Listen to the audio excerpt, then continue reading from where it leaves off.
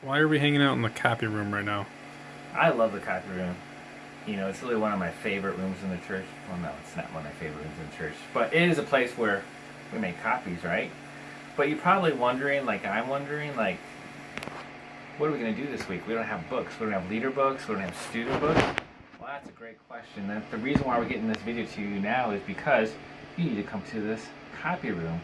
And if you are a middle school leader, you're going to come here and you're going to find Jeremy Anderson's name. If you're a high school leader, you're going to find my name, Mario Arendane. And in our boxes is your handy dandy Generation Change Series 2 Do More with Your Money Leader Guide. So pick up one for yourself so you can be ready to prepare for your time on Wednesday. Now you're also wondering, like, okay, my students don't have books.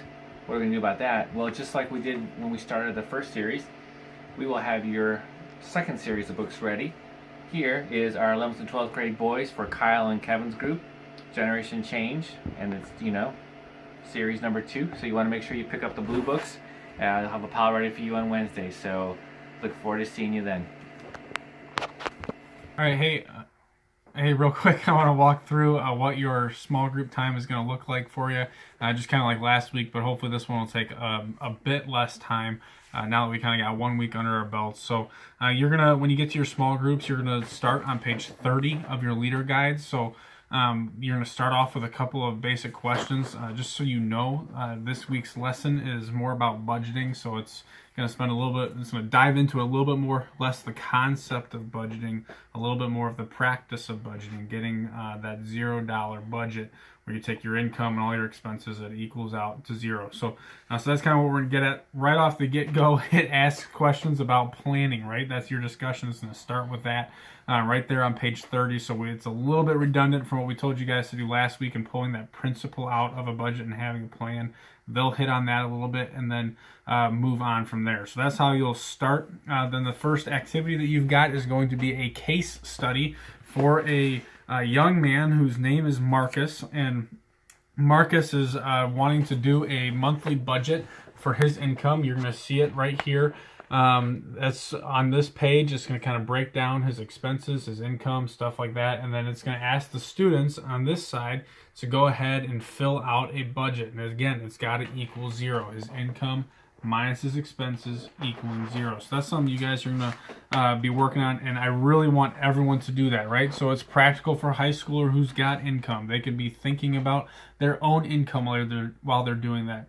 A middle schooler, even if you got sixth graders, do this case study, because as we've talked as leaders about how, the middle schoolers especially are having a little bit of harder time connecting with this material since it has to do with money and they don't have income. This is a great opportunity for them to get a little bit of a taste of what budgeting is like, even if they don't got their own income. So go ahead, take a few minutes and do this. Help the kids out. This is a learning thing. As they start to learn this could change their lives financially forever if they learn now, between the ages of middle school and high school, how to live their life based on a budget. So this is super important. After you finish that case study, they're going to talk a little bit about needs versus wants. So we'll talk about, as adults, we think, well, I need a new TV, I need a new, you name it, right? And we don't really need it. We would really want a new TV, but something, need, maybe I need to eat lunch today. So that's why I'm real hungry right now. When we're done making this video, we're going to upload that and I'm going to go eat some lunch because I need food to survive, right? Needs versus wants. So you'll talk a little bit about that, what makes it so difficult to distinguish them. Then you'll close out your time on page 39 of your leader guide. It's just got some different discussion questions just to kind of drive this point home, get the kids interacting with each other, etc. So the homework that the kids are going to have to do this week, so some may want to take their books home, some may not, but they're going to actually need to record their expenses over the next 7 days. So each day, what they spend, where they spend it, what category it is, and it gives them the categories right there in the book. Now, again, you may be thinking middle school or even some of the high schoolers, they don't have regular expenses, but think about even the basic things. If mom and dad give them money, where do they spend that money? Buying school lunches. How much are they spending on lunch? So they're starting to get an idea of how much it costs to do these things. And that will kind of wrap up your time this week.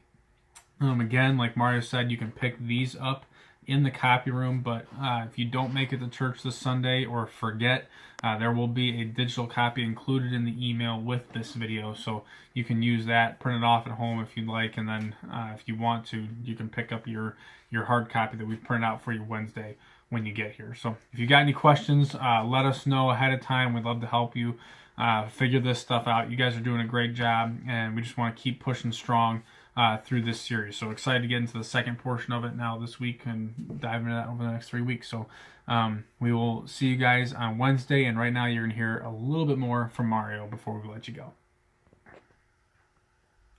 So one last thing is, we believe that you are super influential in our student lives, and so because of that, we want to ask you to do one last thing this week separate from Generation Change, and that is to really encourage your students to sign up for the Aurora trip. We want you to individually ask each student in your small group and ask them, hey, have you signed up for the Aurora trip? Are you thinking about going? As of today is Friday, February 16th, and we have 6 students signed up. Our cutoff date is the 25th of February, which is when you get this Wednesday night. It's only going to be 4 days away. So encourage students to sign up online. And also, if you're getting students signing up, make sure you fill out those leader reference forms online too, because they really need you to do that to make sure they're on the team. So, all right, thanks. We'll look forward to seeing you Wednesday. And the word of the video is Aurora Missions Trip.